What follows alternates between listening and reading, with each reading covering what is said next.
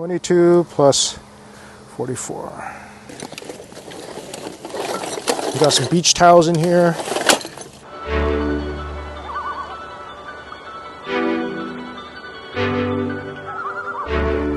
Oh dear God. That water is so low. I have no idea how this dive is going to work. All right, folks, welcome back to Albert. Welcome back to the channel. This is Henry. This is Albert Dyck.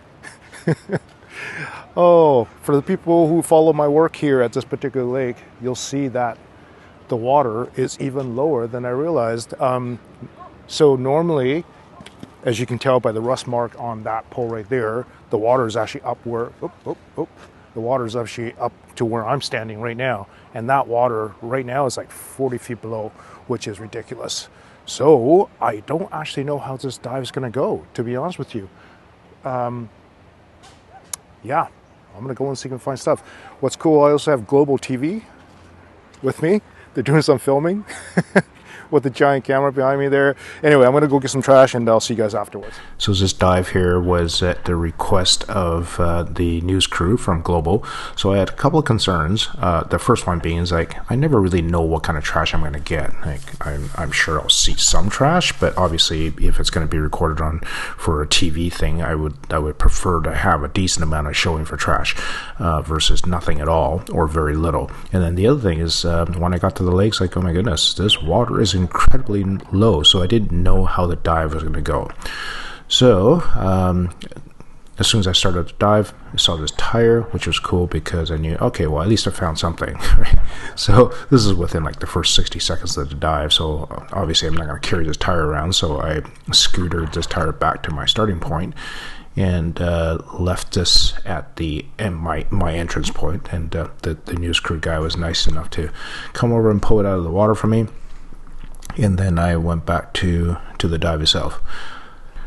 So the visibility for the lake actually started out pretty good, but then it degraded pretty badly. You'll see shortly. The problem is that the amount of particulates that's in the water, suspended in the water column, didn't change, but the volume of water had changed. They reduced by whatever the amount is.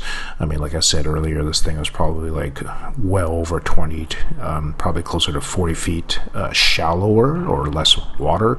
And of course, now there is the same amount of particulates suspended in the water column with less water.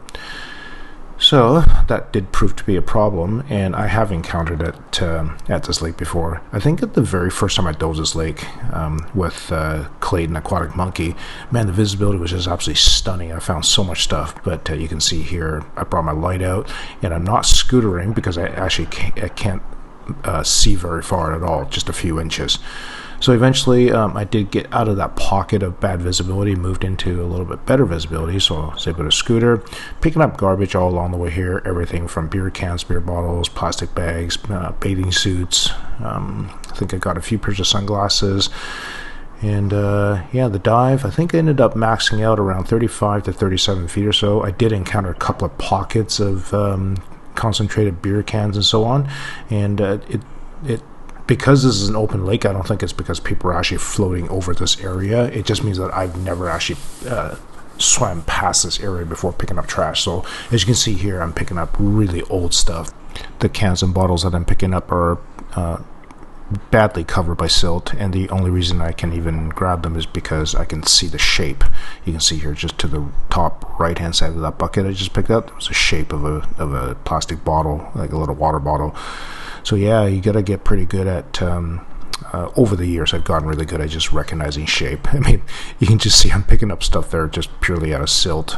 There's no way you would have known there was a beer can there unless you recognize the little irregular shape, the hump of a beverage can. There's a Coca-Cola that's completely unopened, and later on in the parking lot it ended up just bursting, like right in the parking lot. Here's a fun little mask, obviously children's mask with a little shark face on it. I thought that was really cute. Some old bottles here, another old mask. You can see the algae and crap that's on it. So this is nearing the end of my dive here. As some of you guys probably know, that I don't like finding awkward things early in my dive, and you can see here I just recognized like the odd shape of this floaty. Like you couldn't actually see the floaty, couldn't see the color of it. It was just you can see there was something artificial. Anyway, I was happy to find this paddle nearing the end of my dive versus the beginning of the dive, because it would have meant that I would have to hang on to this thing for the duration. So got my hands full now, got the little swimming ring thing, got the paddle, got a bag full of trash, and it's time to scooter home. And I can see here I'm probably like, I don't know, 75, 80 feet away from my starting point, so I scooted back to the boat ramp. Already. Yeah, good dive. That was a fun dive for me. At first I wasn't sure what I was going to find, but managed to run into a bunch of different things. So that's good. So I do collect this data for a citizen science website called Project Aware. It's part of the PADI, Professional Association of Diving Instructors, and we track, is a citizen science thing, and we collect all of this data so that we can actually contribute to the citizen science website. So we'll dump some water out, try to make it somewhat accurate. And this one here looks like it's about 22 pounds.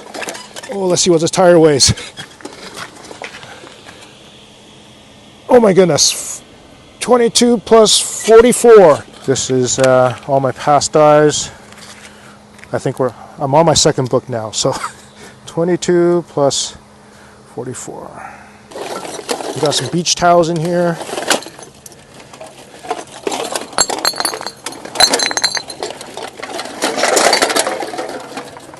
Little bits of plastic bags. Not everything is maliciously discarded. I've had people reach out to me and say they were floating on their floaty and their friend was playing a practical joke and flipped them, and they lost their drinks, lost their sunglasses, lost their phone, like everything. So not everything is thrown in with bad intent, which is totally fine. Every once in a while I find a fresh drink. Look at that. Okay. It's not even open. Let's save it for later. You want to take it? You want to take a sip? I'll pass. Well, it's yours. You earned it. I call these swamp beers. You find them from the swamp, and then I do make videos on tasting swamp beers. All right, here we go. 66 pounds of garbage. Around like just a little over 30 minutes of diving. Got one tire that was near the surface there, and then a little bit of clothing, towel, little masks there, little hat. Let's see, 10, 20, 30, looks like 33 beer cans or so, 33 beer cans. Got some glass bottles and little plastic bits and bobs there, some food wrappers, one bucket, oh, and a paddle. All right, for the people who follow my channel for a long time, you guys know that the flight school is right next to where I dive here, and I got to work in between flight passes because I have training flights. Thank you again to my sponsor, Pacific Pilsner. Go and check out their product in your local store. There's like 2 helicopters overhead. Anyway, thank you so much to my Patreon supporters. My mouth can't move because I'm cold. All right, and we'll see you guys in the next one.